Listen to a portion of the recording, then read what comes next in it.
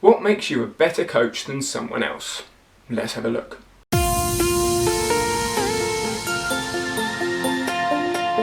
I'm Danny Hatcher, expressing my coaching journey, contributing to the coaching conversation. There will be takeaway notes in the description below and links to my website where you can look at my coaching journey a little bit further.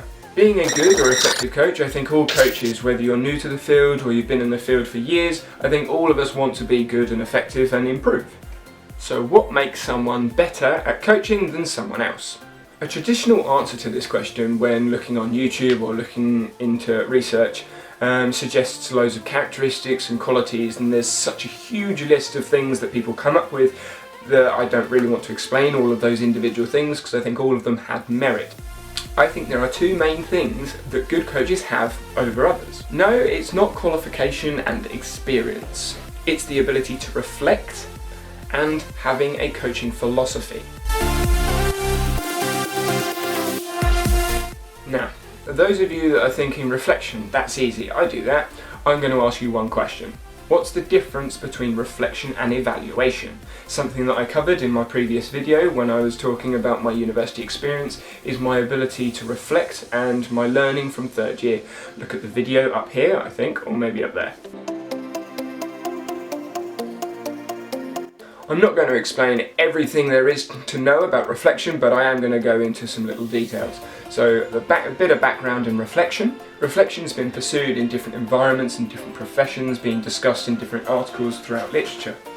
What that does mean is that lots of people have discussed it and pros and cons of it and whether it is useful. The discussions are still going on, but what they have done is broken reflection down into three main areas or types of reflection. In-action reflection, on-action reflection, and retrospective reflection on action. I don't want to go into details about all of these because I think some of them are fairly self-explanatory. In-action is when you're reflecting whilst you're doing something, on-action is after you've done it, and retrospective is after you've done the session. One study that specifically sticks out in mind for me when I was doing my education was a study by Gilbert and Trudel in 2001 where they looked at a whole season of coaches and looked at their development of reflective practice within their sessions over a whole season. What they found was that reflection differed between individuals in their understanding of what reflection was, so the implementation of the reflection within their sessions throughout the year changed. What this led to was different results depending on what the individual thought and what the individual practiced as reflection. One of the main limitations to reflection is, like I've said, the interpretation of what reflection is, whether it's evaluation or shallow description all the way up to critical reflection. There's a huge range of where people see reflection, how they can apply it, how they use it, and what they use it for. Reflection isn't merely an argument or a discussion you have with yourself or with someone else. It involves emotion and subjectivity to allow for openness of new ideas and developments, and whether it's changing behaviour or justifying the behaviour you have. In addition to this, you need to be able to absorb the information and listen to both sides of the argument, which requires responsibility in yourself to be unbiased with your views. The three areas of reflection that I spoke about earlier, in-action, on-action, and retrospective reflection, all require complex thought into what, who, why, and how you do what you do, not just an off-the-cuff description or evaluation. Things that I've used to help me reflect are things like journals, diaries, recording your coaching so that you can reflect upon what you've seen, stimulated recall, debriefing, and constructive discussions with other coaches or other people that have seen what you're doing. Just because they don't necessarily know what you're doing doesn't mean that they can't give you feedback that you can then be reflective of. The idea of accepting or rejecting new knowledge bases gives you an idea of how to reflect on whether you're going to apply something or whether you're not going to apply it. And whether you apply it, how would that change what you're currently doing, which moves me quite nicely onto my second point, a coaching philosophy. Coaching philosophy are the values, beliefs, and all of those characteristics and qualities that I try to avoid talking about to start with. So all the characteristics, the qualities, and the way that you use these things is your coaching philosophy. All your beliefs, your values, and your opinions on characteristics and qualities shape what your coaching philosophy is. A little bit of background of philosophy. I think most of you already know that philosophy has been around for many, many years, so I don't think the actual origin of when philosophy was studied is really important. However, coaching philosophy or philosophy within professions has been a big buzzword used within literature as of the 1990s and is still a topic of conversation. Some authors have even written that without a coaching philosophy you are more likely to give in to external sources such as athletes, parents, other coaches, and you change the way you coach an individual depending on how the parent says. Now I think anyone that has coached before can recognise that if you coach someone different to someone else, there's going to be a backlash with either one person leaving, one person arguing, a parent complaining, etc. So having a coaching philosophy, according to the author, allows you to be consistent within your practice. Ontology, epistemology and axiology are the three themes that contribute to philosophical inquiry or questioning. Let's explain that a little bit. So epistemology is the study of knowledge and what you know. Ontology are the concepts that relate to being and what you're doing. Axiology is the study of values. Basically, what you do, how you do it and why you do it, and how it was shaped by your practical experiences or education.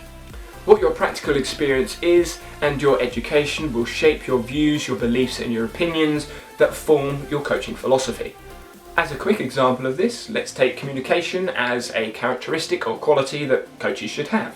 Your previous experience and your education around how to communicate with specific individuals will change your values, your beliefs and your opinions on how you communicate with individuals. So whether they're female, whether they're male, their age, their ability, their mental capacity, their emotional intelligence, all of these things will shape your opinion on how to communicate with an individual.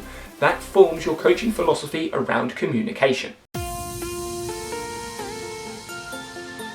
Now that I think we understand what a coaching philosophy is and how it may affect your practice, I think it's important to acknowledge that education and experience obviously always is moving forwards.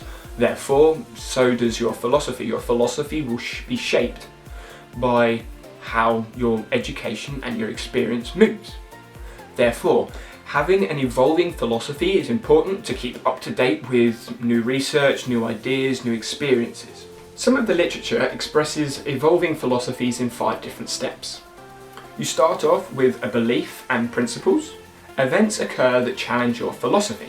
You respond based on your beliefs and principles. You experience results to your actions. You change, adjust, or solidify your coaching behaviour. When we think about that question I asked to start with, what makes you a better coach than someone else? And I've said you've got reflection and coaching philosophy. When you combine those two things together, you then have a philosophy of practice that incorporates all of those characteristics and qualities that I didn't list. But then you have reflection, so that allows you to evolve your philosophy with reflective and critical thinking that will keep you developing forwards, ideally. This obviously is from my experience and my education and does reflect some of my own philosophy, which inherently is my opinion. It will be interesting to see what your opinions are on what coaching qualities and characteristics are needed. If you don't have reflection or an evolving coaching philosophy, I don't see how you can develop as a coach. Therefore, if you are a good coach now, I feel that you would fall off backwards because you wouldn't stay up to date. In the same way, if you're not a good coach now, then how will you develop and move forward without the ability to be reflective and critical on your practice and evolve your coaching philosophy within your practice? This isn't saying that communication, loyalty, trust, inclusivity aren't important characteristics to have. What my opinion is that if you can't be reflective and have an evolving coaching philosophy, how do those things evolve and change with the environment and the context you're coaching in? What I'm trying to do with these videos and the content that I'm putting on social media is trying to get the coaching conversation about reflective practice, coaching philosophy, and get different coaches' opinions from different fields of practice, strength and conditioning coaches, sports coaches from different sports, different areas, different contexts, different groups of people. Getting all those different opinions, different thoughts, different philosophies, and allow reflection to happen on that, that can then enhance your own practice within your own environment. So if you do have an opinion or a thought, or you completely disagree with being reflective, make sure you put it in the comments below so we can have a discussion about it, so that we can reflect on your opinion and whether I may change my opinion.